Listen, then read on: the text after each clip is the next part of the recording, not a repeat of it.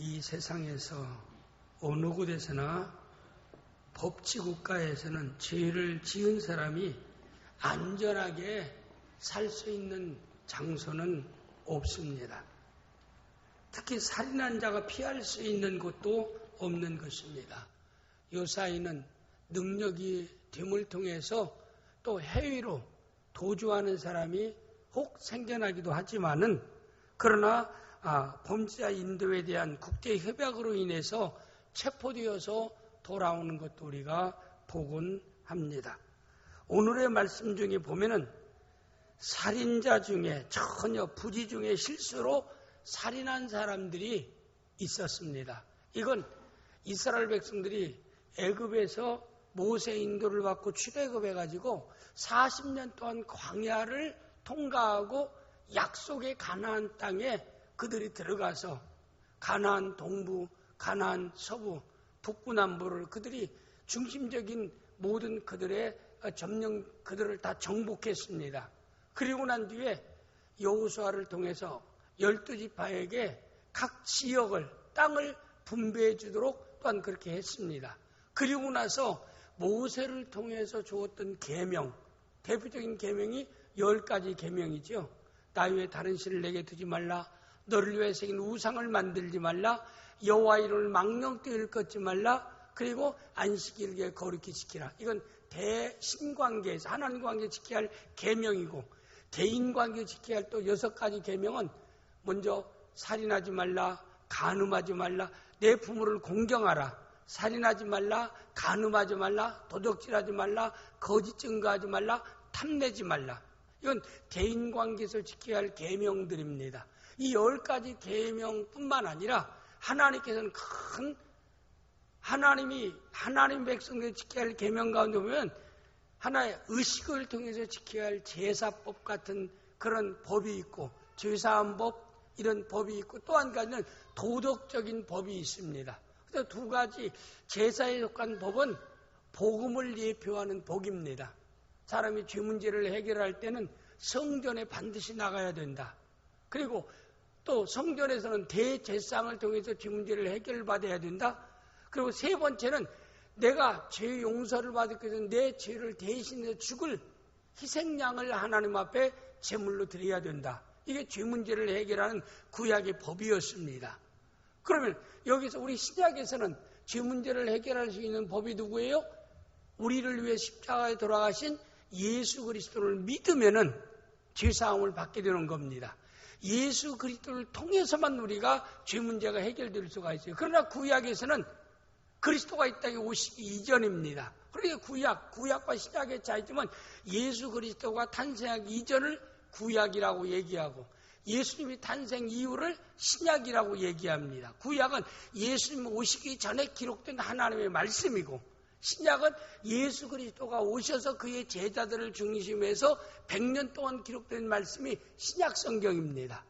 그런데 신약을 보면 우리 죄 문제는 누구를 통해서 우리가 죄 문제가 해결돼요? 예수 그리스도. 내 죄를 내 십자가에 돌아가신 예수 그리스도를 통해서, 그분의 십자가의 보혈을 통해서, 예수 그리스도를 믿음을 통해서 우리가 죄 문제가 해결되는 겁니다. 그래서 구약 시대는 예수 그리스도가 이 땅에 오시지 않았는데 구약의 죄 문제를 해결하려면 얘기한 대로 성전에 나가야 된다, 제사장을 통해야 된다, 속죄의 희생의 제물을 하나님 앞에 드려야 된다라고 얘기했습니다. 그러면 여기 제사의 법 가운데서 우리에게 중요한 복음이 뭐냐면은, 성전은 예수께서 너희가 성전을 헐라 내가 사흘에 다시 지으리라, 성전된 자기 육체를 가리켜 말씀하시니라. 구약의 성전에 나갔다는 것은 신약의 예수 그리스도를 영접하고 믿는 것을 의미하고, 또 대제사장을 통해서 죄 문제가 해결됐다면 영원한 대제사장 되신 예수 그리스도를 통해서만 죄 문제가 해결되고, 또 희생양을, 속죄 희생양을 드리는 예수 그리스도가 하나님 인간의 화목제물이 되어졌다, 희생양이 되어졌다라고 얘기했습니다. 그러나 구약에는 반복적으로 매년마다 1년 동안의 죄 문제를 해결했지만 예수 그리스도는 단번에 우리의 죄 문제를 해결하고 그의 효력이 영원토록 주어진다. 그러므로 구약의 이 의식 제사법, 성전에 나가고 제사장 통해서 나가고 제물을 드리는 그 모든 것은 누구를 예표하고 있어요? 신약에 오실 예수 그리스도를 예표하고 있다. 그래서 성경 66권은 누구를 증거하고 있어요? 예수 그리스도를 전하고 있습니다. 물론 많은 사람들이 생각할 때 객관적으로 성경은 사랑을 전하고 있다. 어떤 사람은 성경은 겸손을 전하고 있다. 성경은 소망을 전하고 있다. 성경은 인내를 전하고 있다. 성경은 이타적인 삶을 말하고 있다. 여러 가지 말하지만 하나님이 성경을 주신 목적은 예수 그리스도를 증거하고 예수 그리스도를 구주로 영접함으로 구원받는 것을 기록하고 있는 성경의 핵심입니다. 그래서 66권의 성경이 많은 창세기 1장부터 요한계시 22장까지의 모든 말씀에 딱 한 말씀으로 요약된 말씀이 요한복음 3장 16절입니다. 하나님이 세상을 이처럼 사랑하사 독생자를 주셔서 이는 저를 믿는 자마다 멸망치 않고 영생을 얻게 하려 합니다. 멸망이라는 건 영원한 지옥 심판을 가리켜 얘기하는 거고, 영생은 하나님의 생명을 받아서 영광된 천국에서 하나님과 더불어 영원토록 영광을 누려 살아가는 삶을 영생이라고 성경에 표현하고 있는 것이라 이 말입니다. 그래서 성경이 다른 세상의 책과 다르고 성경이 살아있고 운동력이 있고 성경이 하나님 놀라운 능력의 역사가 있다는 것은 살아계신 예수 그리스도를 증거하고 있기 때문인 줄 믿습니다. 인간 모든 사람은 죽음을 이기지 못해서 죽음에 정복당했지만 죽음을 정복하신 분은, 부활을 통해서 정복하신 분은 예수 그리스도 한 분밖에 없는 줄을 믿습니다. 그런데 66권은 누구를 전하고 있어요? 예수를 전하고 있다 이 말입니다. 오늘 목사님이 도피성 얘기하면서 왜 이렇게 예수님에 대해서 저렇게 말하는가? 여기에 밀접한 관계가 있기 때문에 이걸 우리가 중심에서 제가 오늘 도피성이라는 이 말씀을 여러분에게 전달해야 되기 때문에 여러분에게 이미 복음된 예수 그리스도를 여러분에게 소개한 것이라 이 말입니다. 그러면 이 구약에 보면 구약의 법 가운데서 구약의 고대의 법은 말이에요. 고의가 됐든 타의가 됐든 부지 중에 실수로 사람을 죽여도요, 구약의 관례는 이는 이, 눈은 눈입니다. 우리가 그런 얘기 많이 하죠. 이는 이로, 눈은 눈으로. 네가 나에게 행한 대로 내가 갚으리라. 그런 정신이 오늘 또 지금 21세기를 살아는 오늘 또 계속 그게 시행되고 있는 나라가 어디요? 이스라엘입니다. 여러분 이스라엘을 보세요. 다른 나라에서 이스라엘을 침해하면 그들이 피해당하고 있습니까? 천안함 사건 같은 게 만약에 이스라엘 나타났다면 북한에 또 무슨 함을 여지없이 공격하는 게 이스라엘. 그런데 한국 사람들은 남한 사람은 사랑이 너무나 극진해서 다 그거 용서하고 받아주는 거예요. 서해교전 이거요 정말 용서될 수 없는 서해교전 같은 서해 그 침입이 있으면 우리 이스라엘 같은 막 그 북방에서 넘어가세요. 그대로 이북에 있는 모든 그런 어선에 그 평화롭게 있는 어선에 여지없이 쏘아가지고 침몰시킵니다. 그건 이스라엘. 근데 우리 한국 사람들은 정말 인정이 많고 정이 많고 그런 나라이기 때문에 지금 그런 거예요. 그냥 다 그런 것도 수용해요. 저는 설교에 정치적인 말을 하지 않습니다. 여당이고 야당이고 그런 얘기를 좀 하고 싶지도 않고요. 정치에 대해서 여러분 말하고 싶죠. 왜? 정치에서 다 개인 주관적인 해석을 하기 때문에 저는 객관적으로 얘기해도 주관적으로 받아들이는 사람은 소통이 안 되는 거예요. 그러면 괜히 내가 증거하는 건 정치적인 얘기는 정치는 계속 바뀔 수 있는 건데 바뀌는 것 가지고 목숨 걸다가 생명줄 같이 놓치게 되니까 저는 그건 될 수 있으면 이제 안 해야겠다. 제가 선거할 때마다 교인들 2명, 3명씩 잃어요. 선거할 때부터 내가 이제 2년 전부터는 이제 절대 선거 때는 선거 얘기는 이만큼도 안 해야겠다. 그래 이번에도 얘기 않잖아요. 그냥 항상 우리가 기권하지는 마라. 선거에 참여해라. 선거에 참여해서 학연과 지연, 그 다음에 모든 걸 초월해서 신앙 양심을 따라 정말 내가 선택한 그 사람이 그 사람에 따라서 내가 행복할 수도 있고 불행할 수도 있고 미래의 나의 자손들에게 행복한 미래의 대한민국을 물려주지 않는 것은 나의 선택에 달려있는 것이다. 그래서 우리 예수 믿는 사람은 정신을 바짝 차리고 여당, 야당을 초월해서 지역을 초월해서 합당한 사람을 기도하는 가운데 신앙 양심을 따라서 투표해서 옳은 사람을 세우라. 여기까지만 제가 얘기합니다. 뭐 이것까지 뭐 문제 걸고 댓글 걸면 할 말이 없지만은 다른 얘기는 안 해요. 그래야 됩니다. 왜? 우리는 선택의 자유가 북한처럼 반대하는 사람을 숙청하는 그런 시대가 아니잖아요. 그렇기 때문에 우리가 선택에서는 후회하면 안 돼요. 선택에는 우리에게 선택할 수 있는 기회가 주어진 거 아니에요. 그래서 올바른 선택을 해야 된다고 얘기합니다. 그런데 이 이스라엘 사람들의 뇌리 속에는 항상 유태인들의 뇌리는 뭐냐면은 이는 이, 눈은 눈입니다. 그래서 이들이 그리스도의 복음적인 은혜의 사랑을 그들이 수용하지 않아요. 받아들이지 않아요. 은혜와 복음은 용서하는 겁니다. 불쌍히 여기는 겁니다. 소통하는 겁니다. 화해하는 겁니다. 건져주는 것입니다. 돌을 던져도 맞으면서 그를 용서하고 싸매주고 불쌍히 여기면서 그들을 돌이킬 수 있도록 인내하면서 도와주는 것이 복음적인 사랑이기도 합니다. 그리고 우리 한국 사람들은 예수는 안 믿어도 복음에 가까운 것 같아요. 사랑에 가까운 것 같아요. 또 뭐가 또 무서워서 그런지는 모르고 어떤 세력에 또 연관해서 그런지는 저는 확실히는 모르겠어요. 그러나 뭐 그것까지 일일이 말하고 싶지는 않고요. 제가 볼 때 이스라엘 사람들은 이는 이, 눈은 눈입니다. 그래서 사람을 죽여요. 죄악 가운데 가장 크게 다뤘던 성경적인 죄가 뭐냐면 살인죄예요. 살인죄에 대해서 하나님께서는 그래서 성경에서 10계명 가운데 살인하지 말라. 첫 번째 계명이 부모 공경할 줄 알아야 한다. 10가지 계명 가운데 하나님이 축복의 약속의 계명 부모 공경입니다. 저는 항상 우리 성철이랑 지선이랑 와서 지금 예배 드리는데 이따 헌금 끝난 뒤에 소개할 거니까 목사님 소개하지 않는가 하고 그렇게 이상한 눈을 보지만 항상 우리는 헌금 끝난 뒤에 하니까. 근데 쟤들 항상 제가 이제 어제도 우리 두 가정이 결혼식을 했는데 저는 결혼할 때마다 항상 주례하면 꼭 그 얘기예요. 너희들이 이제 부모가 2명, 2명, 4명이니까 결혼하기 전에 효자, 효부였으면 결혼하기 전에 더욱더 힘을 둘이 합해서 효자, 효부가 되라. 그래야 하나님 앞에 복을 받는다. 이건 성경적인 계명이다. 우리 그리스도인들은 알아야 합니다. 하나님께 복을 받는 약속의 계명은 부모 공경을 잘하는 겁니다. 따라서 부모 공경을 잘하는 것이 축복받는 계명이다. 네, 제가 부모로서 공경받을 위치에 있기 때문에 이런 얘기하는 게 아니에요. 우리 저기 며느리도 위해서 듣지만은 부모 공경 잘해야 돼요. 좀 시자 드리는 사람들도 시금치까지도 안 먹겠다라고 그러면 결코 안 되고 며느리들 그건 예수 믿으면 그게 다 시금치도 잘 먹어야 돼요.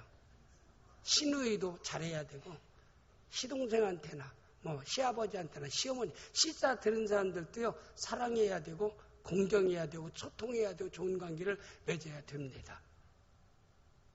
우리는 가장 중요한 것은 뭐냐면은 여기 성경 그 계명 가운데 살인하지 말라는 것이 두 번째 중요한 계명이에요. 부모 공경 잘하라. 두 번째는 살인하지 말라. 이게 모세를 통해서 인간에 주어진 계명입니다. 근데 살인하지 말라는데 그 계명을 어깁니다. 어기는 사람에 대해서는 용서하죠. 이는 이, 눈은 눈입니다. 그러다 보니까 여기에서 고의로 계획적으로 원한 갖기 위해서 계획적으로 사람을 살해하고 죽인 사람이 있는가 하면 부지 중에 실수로 살인한 자, 과실치사라고 하는 게 있잖아요. 우리가 운전하고 가다 보면은 잘못했을 때 깜빡 졸다가 사고를 내기도 하고 속도를 위반해서 사고 내기도 하고 이런 것들은 사실 뭐 술에 취해서 핸들 잡고 사고 내는 건 그건 과실치사라고 하기는 어려워요. 그러나 정당하게 자기가 하다가도 사람이 생리적으로 어쩔 수 없이 사고 내는 일이 있을 수도 있어요. 그래서 그런 과실치사 같은 거 전혀 부지 중에 실수로 살인한 자에 대해서도요 관례가 없어요. 이스라엘의 관례 이는 이, 눈은 눈. 네가 죽였으면 여하튼 죽였다는 것 때문에 너도 죽어야 돼. 근데 그의 가족들이요 죽이는 것이 가족과의 관계에서 관례입니다. 죽이지 못하면요 그 가문이 수치예요. 잘했든 잘못했든 그건 뭐 떠나요. 그러니 얼마나 이스라엘이 뭐 무서운가를 알 수 있잖아요. 그 관습이라는 게. 근데 그런 것들이 지금도 이스라엘 사람들의 그 두뇌 속에 있기 때문에 이스라엘 사람들을 보세요. 그들이 당하고 있는 거 절대 안 당해요. 하나에 대한 손해보면 둘에 대한 안갚음이 있는 것이 유태인들이에요. 자기 스스로가 하나님을 가장 잘 숨긴다는 이 유태인들이 그런다 이 말이에요. 그건 구약적인 정신을 가지고 있지 신약적인 복음적인 예수 그리스도의 복음적인 정신을 그들이 안 가지고 있어요. 우리는 복음적인 이런 사랑의 정신을 가지고 세상을 살아가야 될 줄을 믿습니다. 사랑해야 내가 행복한 거예요. 미운 사람도 용서하고 불쌍히 여겨야 내가 행복한 겁니다. 물론 미운 짓 한 사람 밉습니다. 만나기 싫습니다. 그러면 내가 그걸 계속 기억하고 미워하고 증오하면은요, 그게 그 사람에게 전달이 안 돼요. 그 사람은 먹을 거 다 먹고 잠잘 거 다 먹고 자기가 다 하고 활보하고 다녀요. 그런데 내가 그 사람에게 피해 있고 또 내 자신이 나를 결박하는, 왜? 불행으로 결박하는 거예요. 그리고 우리는 어떻게 돼요? 결박을 풀어야 됩니다. 그냥 그를 불쌍히 여기는 거. 참 그 사람 불쌍한 사람이다. 인생을 참 어떻게 저렇게 살까? 하나님, 저 불쌍한 사람을 하나님이 용서해 주시고 그 예수 믿게 하시고 이제 삶의 태도를 바꾸게 하시고 새로운 변화된 삶을 살아갈 수 있도록 하나님 은혜를 주시옵소서. 이렇게 기도하고 나면요, 내 마음에 기쁨이 옵니다. 내 마음에 평안이 와요. 잠 못 자던 이런 사람이 숙면할 수 있고, 입맛 떨어진 입에서요 입맛이 돋기 시작하고, 분별할 수 있는 막혔던 지혜가 열려지는 귀한 역사가 있어요. 한번 해보세요, 여러분. 그리스도 안에서는 미운 자가 없어야 돼요. 그리스도 안에서 미운 자가 없어야 된다. 네, 여러분 미워하는 마음 있는 사람 오늘 예배 끝나고 때 내려놓고 가세요. 이제 내가 그 사람을 사랑은 못해도 불쌍하게 여기리라. 불쌍하게 여길 수는 있잖아요. 내가 그를 불쌍히 여기리라. 이게 예수 그리스도의 사랑의 복음적인, 왜? 내 자신의 행복을 위해서 그런 겁니다. 내가 평안함을 위해서, 내가 기쁨을 위해서 불쌍히 여기는 마음을 가질 때 내 안에 평안이 찾아옵니다. 불쌍히 여기는 마음을 가질 때 샘솟는 기쁨이 나에게 주어집니다. 불쌍히 여기는 마음을 가질 때 하나님께 기도도 잘 돼요. 여러분이요, 미움만 가고 증오만 가져와서 기도시켜도 기도가 안 돼요. 하품만 나오고요, 딱 막혀서 안 돼요. 사도신경은 외울 수 있고 주기도문은 외울 수 있어도 다른 건 기도가 안 돼요. 답답해가지고. 근데 펄떡펄떡 뛰는 거예요. 그건 누가 좋아해요? 마귀가 좋아하는. 마귀는 자꾸 그런 아픈 생각, 상처받은 생각, 피해받은 생각을 자꾸 생각나게 해가지고 나로 하여금 증오하게 하고 미워하게 하고. 성령은 용서하라. 스데반처럼 용서하라. 불쌍히 여기라. 우리 낙원교회 성도들은 율법적인 삶보다는 복음적인 삶을 살아갈 수 있기를 주님의 이름으로 축복합니다. 예수 안에서 행복하게 살기를 주님의 이름으로 축복합니다. 이게 복음입니다. 예수 믿는 사람의 삶입니다. 그래서 오늘 이 살인자에 대해서 그들은 이렇게 되어지니까 부지 중에 실수로 살인한 자도 죽임을 당하는 그런 안타까움이 있기 때문에 죽임 당하면 여기서 또 죽이고 여기서 또 죽이고 여기서 또 어떻게 해요? 계속적인 원수 맺고 그게 반복됩니다. 그래서 하나님께서 모세를 통해서 말씀한 말씀입니다. 너희 하나님 백성들은 고의가 아닌 부지 중에 실수로 살인한 자는 살려줘야 된다 그랬어요. 그러면 그들을 살려주려고 하면은 유대인들의 관습이 있어요. 내려온 관습이 있습니다. 율법적인 생각이 있는데 관습이 있는데 그들에서 건져내려면 어떻게 해야 돼요? 도피성을 지정했어요. 12지파가 피할 수 있는 도피성 6개를 가장 가까운 데 손쉬운 데 들어가기 쉬운 곳에 설치해놓고 고의적으로 과실치사로 오늘 사람을 죽인 사람은 빨리 그 자리에서 도망쳐서 도피성으로 들어가면은 그가 살게 되리라. 그래서 이 도피성을 세웠습니다. 그래서 살인자는 도피성, 그래서 20장 4절 말씀 내용에 보면 이 성읍들 중에 하나에 도피하는 자는 그 성읍에 들어가는 문허기에 서서 그 성읍의 장로들의 귀에 자기의 사건을 말할 것이요 그들은 그를 성읍에 받아들여 한 곳을 주어 자기들 중에 거주하게 하고. 여기서 얘기하는 그 내용은 부지 중에 실수로 살인한 자입니다. 고의적으로 살인하고 나는 살인에 대한 벌을 받지 않겠다라고 도피성에 들어오면 그건 들어갈 수가 없는 거예요.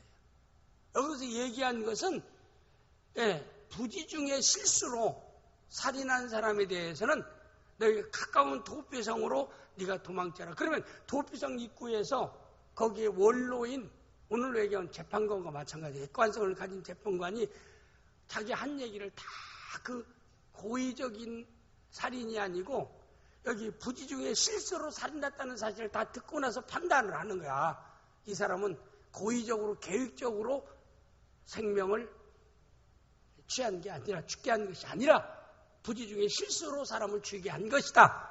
이 사람은 이 도피성에 들어와서 살아갈 수 있고 누구도 한번 도피성에 들어온 사람은 그걸 해야지 못하리라. 도피성 한 장소를 정해놓고 거기에서 살아갈 수 있도록 배려했던 그 장소가 뭐냐면 이스라엘 백성에 주어진 도피성입니다. 제가 아까 서론에서 얘기했죠. 우리는 죄로 인해서 로마서 23절에 모든 사람이 죄를 범해서 하나님의 영광에 이를 수 없고 로마서 5장 16절에서 19절까지 한 사람이 범죄 인류 대부터 아담 한 사람의 죄를 인해서 그 후손 전체가 죄악 가운데 태어나고 죄악 가운데 살다가 죄에 대한 심판과 영벌의 저주와 심판을 받게 되어진다. 이미 사망 아래 갇혀있는 우리를 건지기 위해서 이 땅에 보내진 분이 누구예요? 예수 그리스도다. 그래서 예수 그리스도를 영접하면은 예수 그리스도를 모셔드리면은 예수 그리스도를 내가 믿으면은 그는 마치 죄로 인해서 자기 생명을 내어놓아야 되는데 자기 생명을 내놓지 않으면 다시 살 수 있는 그런 도피성으로 피한 것처럼 인간의 참다운 도피성, 죄악 가운데 심판과 저주 가운데서의 참된 구원의 도피성은 오직 예수 그리스도 한 분이시다. 그러므로 구약의 도피성은 구원자 되신 예수 그리스도를 예표하고 있는 것이다 라는 사실입니다. 그래서 사도행전 4장 12절 말씀 내용에 보면은 우리 다 같이 다른 이로서는 구원을 받을 수 없나니 천하 사람 중에 구원받을 만한 다른 일을 우리에게 주신 일이 없음이라 하였더라. 아담으로부터 세상 끝날 그리스도가 제 이름을 통해서 세안을 새 땅에 들어가는 그날까지 오직 우리를 죄악 가운데서 생명을 주실 분은 요한복음 10장 때 내가 온 양으로 생명을 얻게 하고 요한복음 5장 24 내가 진실을 제도에 내 말을 듣고 보내 진리를 믿는 자는 영생을 얻었고 심판에 이르지 아니하나니 사망에서 생명으로 옮겼느니라. 우리의 참다운 도피성은 오직 예수 그리스도 한 분밖에 없는 줄을 믿습니다. 이건 변함없는 진리예요. 이게 복음입니다. 66그릇에 담고 있는 것은 예수만이 우리의 메시아다, 구원자다. 예수 그리스도만이 우리의 살 수 있는 도피성이다. 이것을 끊임없이 성경에서 증거하고 있는 것이라 이 말입니다. 그래서 오늘 여호수아, 모세와 여호수아를 통해서 이 도피성, 살인자가 생명을 유지할 수 있는, 생명을 건질 수 있는 유일한 도피성은 곧 이 죄인된 인간이 죄를 영원한 형벌과 사망과 저주 아래 있는 우리가 생명을 얻을 수 있는 유일한 길은 도피성 되신 오직 예수 그리스도 한 분뿐이다 라고 하는 것을 증거하고 있는 것이 도피성의 중요한 뜻과 의미라 이 말입니다. 또 한 가지는 살인자가 이 도피성에 들어오면은 그는 이 도피성을 벗어나면 안 돼요. 그런데 내가 도피성에 들어와 있습니다. 그런데 사기꾼이 우리 내 재산을 여러 가지로 빼앗아 간다. 내 가족이 어떤 사람이 해를 끼친다. 내가 힘 있는 자로서 내가 여기서는 좀 잠깐 피해 있지만 내가 다시 나가서 문제를 해결하고 들어오리라. 그럴 수가 없다 이 말입니다. 한번 도피성 안에 들어오면은 도피성에서는 나갈 수가 없다 이 말입니다. 나가게 되어지면 그는 생명을 보장받지 못합니다. 왜냐하면은 만약에 나왔다 하면은 그들에 의해서 생명을 잃은 가족들이 나왔다면 절대 그냥 놔지를 않아요. 힘을 합해가지고 그 사람을 죽이기 위해서 그들은 그러나 도피성 안에 있기 때문에 그들은 안전하다는 사실입니다. 그러니까 도피성 밖의 생활과 도피성 안의 생활이 똑같을 수가 없다 이 말입니다. 그럼 다시 얘기하면은 이 도피성 안에서의 생활은 쉽게 얘기하면 예수 믿는 성도가 예수 안에 나는 이미 예수를 믿음으로 이미 내 육의 옛날 사람은 십자가에서 그리스도와 함께 죽고 그리스도를 믿음으로 새로운 사람으로 거듭났다. 그게 세례입니다. 세례받을 때 물속에 잠겼다 일어나서 잠긴다는 이미 지옥 가고 영원한 형벌 받을 나는 이미 물속에 죽었고 이제 그리스도를 통해 새로운 생명을 얻은 자로 새로운 삶의 기준과 삶의 가치를 가지고 살아가는 사람으로 이제 다시 거듭났다 이 말입니다. 그래서 성경 가운데도 분명히 이 고린도서 5장 17절 말씀이 고린도서 5장 17절 말씀 보면은 그런즉 고린도서 후서 5장 17절 말씀에 보면은 그런즉 누구든지 그리스도 안에 있으면 새로운 피조물이라 이전 것은 지나보라 새 것이 되었도다. 예수 믿으면 이제는 도피성 안에서의 새로운 삶이 전개되어진다 이 말입니다. 그래서 그의 삶의 중심은 고린도서 10장 31절 말씀의 내용에 너희가 그런즉 너희가 먹든지 마시든지 무엇을 하든지 다 하나님의 영광을 위하여 하라. 원래 인간 하나님이 창조할 때 하나님께 영광 돌리며 살아갈 수 있도록 인간을 창조했는데 원수 마귀가 인간을 타락시킬 때 하나님께 올릴 영광을 자기가 차지하도록 했어요. 너도 하나님 뒤에서 영광 받을 수 있다.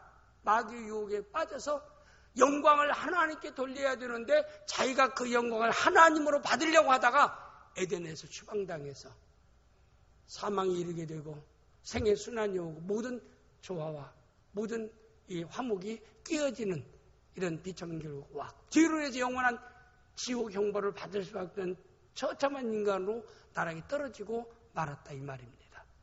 이미 여러분과 저는 예수 그리스도 안에 새로운 피조물 되었고 우리가 예수 안에 도피성 안에서 새로운 삶이 시작되는 것처럼 예수 그리스도 안에서 새로운 삶이 여러분의 삶 가운데 펼쳐져야 될 줄을 믿습니다. 가장 쉬운 예로서 우리는 모든 삶이 내 중심에서 그리스도의 중심으로 바뀌는 거예요. 내 기쁨, 내 영광을 위해 살던 것들이 하나님의 영광, 주님의 기쁨을 위해서 살아가게 되고 항상 땅의 것만을 위해서 살던 우리가 땅의 것도 보고 하늘의 것도 보며 살아갈 수 있는 자로 우리가 바뀌어졌다 이 말입니다. 이런 변화된 삶을 살아야 된다 이 말입니다. 그래서 김중문 박사가 CCC에서 얘기한 얘기가 있어요. 이 세상에 세 종류의 사람이 있다. 자연인이 있고 육에 속한 사람이 있고 성령의 사람이 있다. 그걸 가장 쉬운 예로서 내 인생의 핸들을 내가 자꾸 운전하는데 가다 보니까 여러 가지 문제에 부딪히고 장벽에 부딪혀가지고요. 나가지를 못하고 공경에 젖고 낙심하고 절망하고 실패할 때가 많아요. 넘어질 때가 많아요. 왜? 내 인생을 내가 내가 원하는 대로 세상이 안 되거든요. 세상이 만만하지는 않습니다. 그러니까 때로는 그걸 견디지 못해서 자기 생명을 끊기도 하고 절망하기도 하고 포기하기도 하고 그렇습니다. 크게 스트레스 받고. 그러니까 우리를 삶의 풍요로움과 생명 주시서 그리스도가 이 땅에 오셔서 나를 돕기 위해서 인생 핸들을 운전하는 나에게 와서 나를 계속해서 내 차를 세웁니다. 스톱하고. 그럴 때 자연인은 예수님을 보지도 못하고 음성을 듣지 못하고 그냥 내가 갈 길 운전하고 가는 사람이 자연의 사람. 예수님 차를 그걸 도울 수가 없어요. 예수님은 도울 수 있는 모든 준비가 끝났는데도 도와줄 수가 없는 거예요. 인간이 행복하게 살 수 있고 영생을 얻을 수 있는 놀라운 축복의 모든 것들을 선물을 잔뜩 내가 너에게 이 모든 것을 너에게 주마.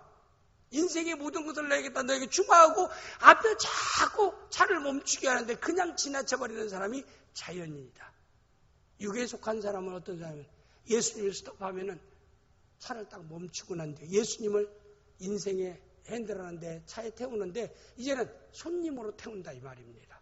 그런데 핸들은 누가 잡고 있어요? 아직 내가 잡고 있어요. 예수님은 누구예요? 손님으로. 그런데 예수님은 아무리 무슨 얘기해도 내 마음대로 내가 중심인데 내 마음대로 운전하고 가니까 처음에는 귀한 분 태우니까 처음에는 좋았어요. 기쁘고. 왜? 귀하고 좋은 사람 만나면 처음에는 좋은데 시간이 흐를수록 어떻게 돼요?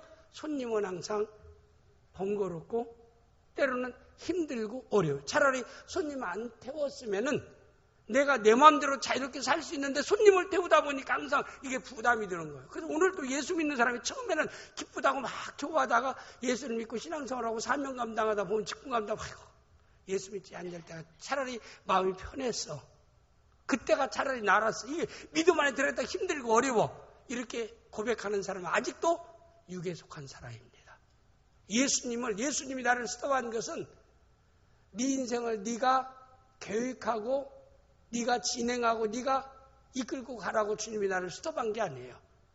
네가 수고하고 무거운 짐자들아, 네가 힘들고 어렵고 내가 이 시간부터는 내가 너의 인생에 내가 너를 인도하마, 내가 너와 함께하마, 내가 모든 것들을 내가 너에게 복된 자리로 이끌어 가마 라고 해서 운전하는데도 아니 그 예수님을 손님으로 딱 태우니까 처음에는 좋았는데 갈수록 힘든 거예요.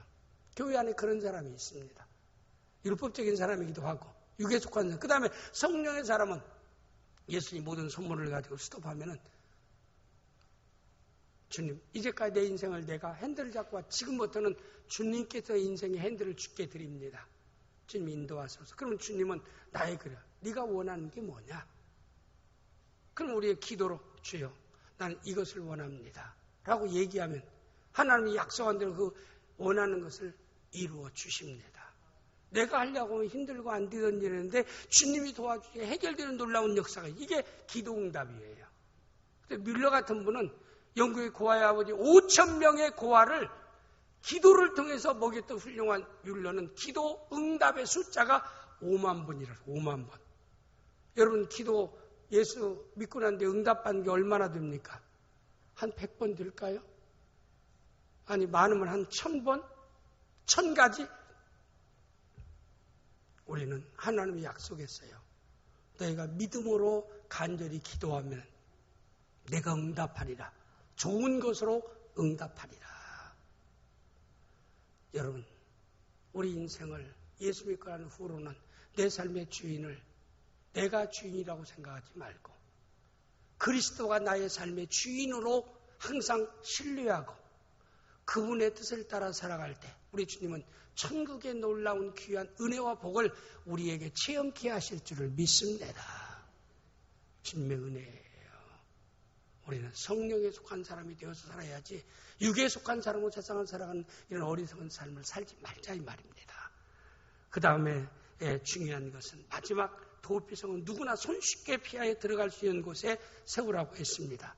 여호수아서 20장 7절 8절 말씀 내용에 보면은 이에 그들이 납달리 산지 갈릴리 게네스와 에브라임 산지의 세겜과 유다 산지의 길랏 아르밧 곧 헤르몬과 여리고 동편 요단 저쪽 루벤 지파 중에서 평지 광야의 베셀과 갓 지파 중에서 길랏 남과 분다 지파 중에서 받은 곤란을 구별하여 6곳을 정한 12지파가 가장 손쉽게 들어갈 수 있는 장소에 도피성을 세우라. 그래서 이건 뭐냐면은 아무리 도피성이 좋다 할지라도 먼 거리에 있으면은 사람 죽이고 자기는 들어가기 전에 죽임당합니다.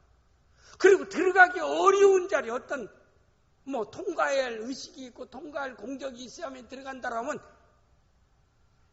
도피성의 구원의 의미가 없어진다 이 말. 그러니까 가장 누구나 가기 쉬운 곳, 빨리 피할 수 있는 장소에 도피성을 하나님이 세우라고 말씀하고 있어요. 제가 도피성은 예수 그리스도라고 그랬습니다. 예수 믿고 구원받는 것이 어려운 일입니까? 쉬운 일입니까? 예수 믿고 구원받는 것이 예수 믿는 것이 어려운 일이에요? 쉬운 일이에요? 예수 믿는 것은 돈이 있어야 예수 믿습니까? 차라리 돈 없는 사람이 더 잘 믿어요. 권력과 갑이라는 사람들이 예수를 잘 믿지 않아요. 을이라는 사람, 피해받는 사람이 예수로서 잘 믿어요. 한국의 복음도 가난할 때 복음이 한국 교회가 놀랍게 역사하는 귀한 역사가 있었습니다. 한국에 사실 200년 전에 로마 교인 캐톨릭이 먼저 한국 땅에 들어왔고 또 200년 후에 우리 프로테스탄트라는 기독교가 한국 땅에 들어왔는데 선교의 대상이 캐톨릭에서는 상당히 고위층에 있는 사람, 영향력이 있는 사람을 선교의 대상, 포교의 대상으로 삼고 그들을 선교했어요. 그러니까 이 궁궐 안에 있는 그런 사람들 가운데 좀 위치에 있는 사람들을 물론 그들이 섭외를 했어요. 그러나 가난하고 힘들고 어려운 사람들은 캐톨릭의 귀한 진리를 그들이 받지를 못해서. 그러나 기독교는 그러지 않아요. 처음에 예수님이 가난한 자에게 복음을 전파된다는 대로 낮은 사람, 어려운 사람, 힘든 사람들을 선교의 대상으로 삼고 열심히 전도하니까 한국의 가난한 자들, 힘든 자들, 어려운 사람들이 복음을 받아들이는 계기가 되었어요. 예수 믿는 것은요, 어떤 지식이 있어야 믿는 것도 아니고 어떤 위치나 어떤 선행이나 어떤 공적이 있어야 예수 믿고 구원받는 게 아니라 이 말입니다. 누구든지 쉽게 복음 듣고 영접하면은 생명을 얻는 역사가 있고, 요한복음 10장 10절대로 내가 온 것은 양으로 생명을 얻게 하고 더 풍성케 하는 놀라운 축복된 놀라운 역사가, 이건 어렵게 되어지는 게 아니에요. 아주 쉽게. 그러나 예수 믿고 구원받는 게 세상 사람들이 너무나 쉽다. 아니 예수 믿고 천국 가는 게 그렇게 쉬운 거냐? 예, 복음은 쉬운 겁니다. 힘든 거 아니에요.